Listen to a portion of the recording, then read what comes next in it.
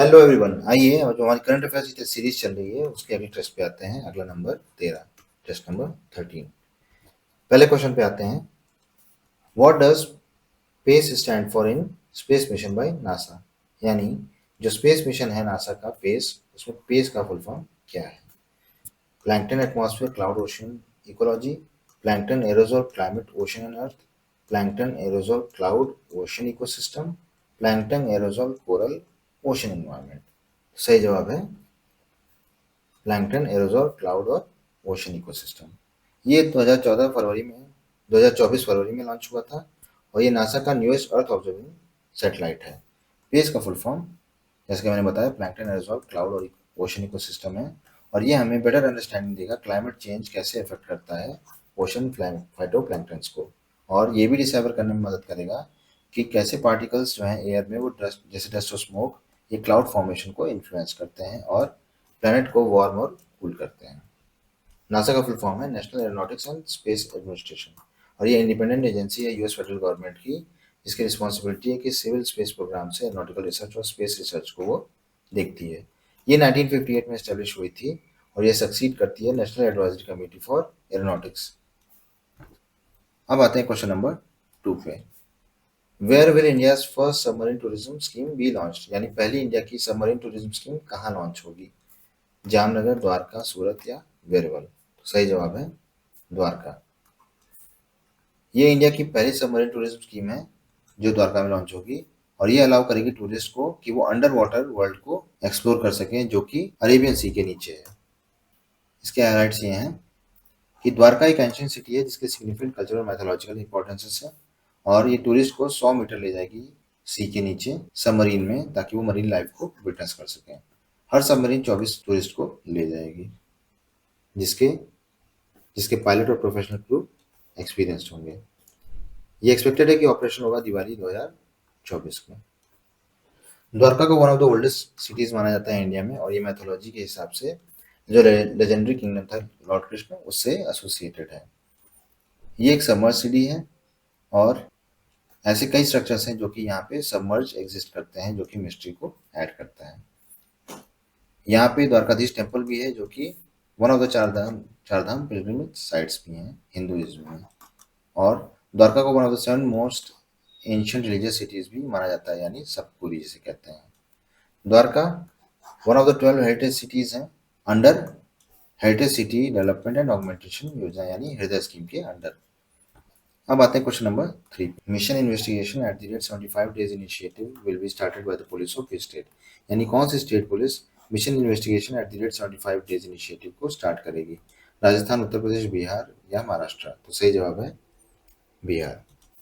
जो mission investigation at the rate 75 days है ये नया इनिशिएटिव है बिहार पुलिस का 1 जनवरी 2024 से, जिसका ऑब्जेक्टिव है कि ये इंश्योर करेंगे कि इन्वेस्टिगेशन जो है वो 75 डेज में फिनिश हो जाएगी एफआईआर रजिस्ट्रेशन के बाद, और ये 75 डेज इंक्लूड करेंगे फाइलिंग ऑफ चार्जशीट ऑल्सो, और कुछ एक्सेप्शनल केसेस को छोड़ के 75 डेज में अंदर हो जाना चाहिए जिसकी मंथ टू मंथ रिव्यू होगी।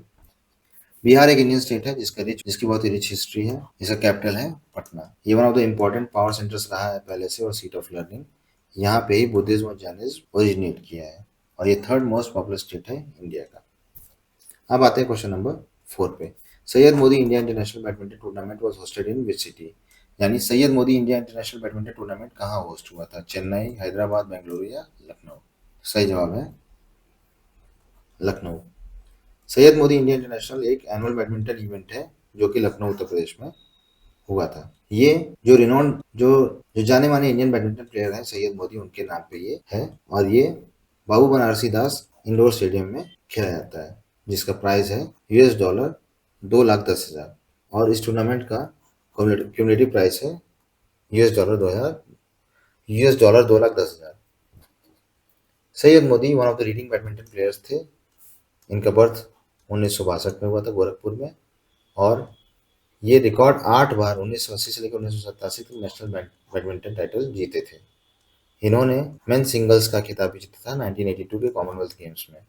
इसके अलावा ऑस्ट्रियन इंटरनेशनल टाइटल्स जो थे 1983 और 84 वो भी इन्होंने जीता था और जो यूएसएसआर इंटरनेशनल टाइटल था 1985 में वो भी। हालांकि जब ये प्रैक्टिस कर रहे थे उसी दौरान जुलाई 28 1988 में इनको गोली मार दी गई। अब आते हैं क्वेश्चन नंबर 5 पे। The union cabinet approve the migration and movement agreement with which country? यानी यूनियन कैबिनेट ने अप्रूव किया है माइग्रेशन एंड मूवमेंट एग्रीमेंट किस कंट्री के साथ? फ्रांस, स्पेन, स्वीडन या इटली? सही जवाब है इटली। इंडिया और इटली ने साइन किया है एक माइग्रेशन एंड मोबिलिटी एग्रीमेंट जिसका एम है कि वो easier worker student professional movements को प्रमोट कर पाए दोनों कंट्रीज में। अब आते हैं क्वेश्चन नंबर 6 पे।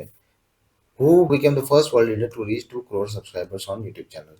यूट्यूब चैनल पे 2 करोड़ सब्सक्राइबर पहुंचने वाले दुनिया के पहले लीडर कौन है? US president Joe Biden, French president Emmanuel Macron, Indian prime minister Narendra Modi या फिर चाइनीज प्रेसिडेंट जी जिनपिंग? तो सही जवाब है Indian prime minister Narendra Modi. इनका जन्म 17 सितंबर 1950 को वादनगर गुजरात में हुआ था और ये करंट प्राइम मिनिस्टर है इंडिया के। इस पोस्ट पे ये मई 2014 से लेके अभी तक कार्यरत हैं। इसके पहले ये चीफ मिनिस्टर थे गुजरात के 2001 से लेके 2014। अब आते हैं 7th क्वेश्चन पे। Divya Kala Mela is organized by which ministry? यानी दिव्य कला मेला कौन सी मिनिस्ट्री ऑर्गेनाइज करती है? Ministry of social justice empowerment, ministry of health and family welfare, ministry of micro small and medium enterprise या मिनिस्ट्री ऑफ कल्चर? सही जवाब है ministry of social justice and empowerment. ये एक एनुअल फेयर है जो कि इंडिया मनाया जाता है, जो कि सेलिब्रेट करता है आर्टिस्ट के टैलेंट को जो कि डिसेबल्ड कम्युनिटी को बिलोंग करते हैं। ये अपनी स्किल प्रेजेंट करने का एक प्लेटफॉर्म प्रोवाइड करता है दिव्यांग जो भी हमारे आर्टिजन्स हैं उनको। अब आते हैं क्वेश्चन नंबर 8 पे। Who will be made the brand ambassador of Beti Bachao Beti Padhao scheme in Mirzapur district? यानी मिर्जापुर डिस्ट्रिक्ट में बेटी बचाओ बेटी पढ़ाओ स्कीम के लिए ब्रांड एम्बेसडर कौन है? गट्टू, अप्पू, पिंकी या शेरा? तो सही जवाब है पिंकी। स्माइल पिंकी एक 2008 में फिल्म आई थी, वो एक अमेरिकन फिल्म है और ये शॉर्ट डॉक्यूमेंट्री है जिसने 81st एकेडमी अवार्ड जीता था बेस्ट डॉक्यूमेंट्री शॉर्ट सब्जेक्ट के लिए। इस फिल्म में पिंकी और गुटरू जो कि 2 यंग बच्चे हैं रूरल इंडिया के, उनकी करेक्टिव क्लेफ्ट लिप्स की सर्जरी होती है। क्लेफ्ट लिप्स या क्लेफ्ट लिप का मतलब ये है कि जो अपर लिप होती है नॉर्मली वो अगर कटा होता है तो उसे हम क्लेफ्ट लिप बोलते हैं। ये जनरली आपने देखा होगा। ये एक तरह का डिफेक्ट या एबनॉर्मेलिटी है जो कि फीटस जब पेट में होता है, मदर यूट्रस में होता है, तभी हो जाती है। बेटी बचाओ बेटी पढ़ाओ 22 जनवरी 2015 को प्राइम मिनिस्टर जी ने लॉन्च किया था जिसका ऑब्जेक्टिव ये था कि रिवर्स कर पाएं जो डिक्लाइनिंग चाइल्ड सेक्स रेशियो है उसको, और ये वुमेन एम्पावरमेंट से रिलेटेड इश्यूज को भी देखता है। ये scheme tri ministerial collaborative effort है ministry of women child development, ministry of health and family welfare और मिनिस्ट्री ऑफ एजुकेशन का।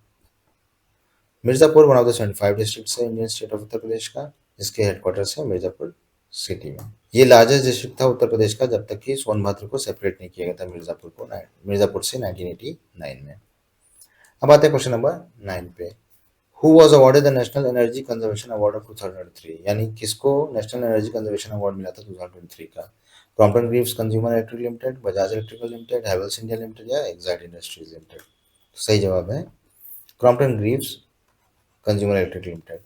मिनिस्ट्री ऑफ पावर ने ये स्कीम बनाई थी 1991 में जो नेशनल रिकग्निशन देता था ऐसी इंडस्ट्रीज को या एस्टेब्लिशमेंट जो अलग से एफर्ट या कोई स्पेशल एफर्ट लगाते थे जिससे एनर्जी कंजम्पशन कम हो सके।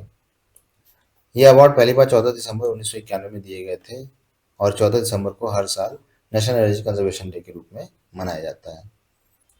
गवर्नमेंट ऑफ इंडिया ने एस्टेब्लिश किया था ब्यूरो ऑफ एनर्जी एफिशिएंसी को 1 मार्च 2022 में ताकि वो असिस्ट कर सके डेवलपिंग पॉलिसीज डेवलप करने में और स्ट्रेटजीज बनाने में जिससे कि सेल्फ रेगुलेशन और मार्केट प्रिंसिपल के हिसाब से काम किया जा सके। क्रॉम्पटन ग्रीव्स इलेक्ट्रिक लिमिटेड 1937 में स्टार्ट हुआ था क्रॉम्पटन पार्किंसन वर्क्स लिमिटेड नाम से और इसका हेडक्वार्टर है मुंबई में और ये एलईडी लाइटिंग फैंस पंप्स वगैरह सब बनाता है। अब आते हैं 10th और लास्ट क्वेश्चन पे।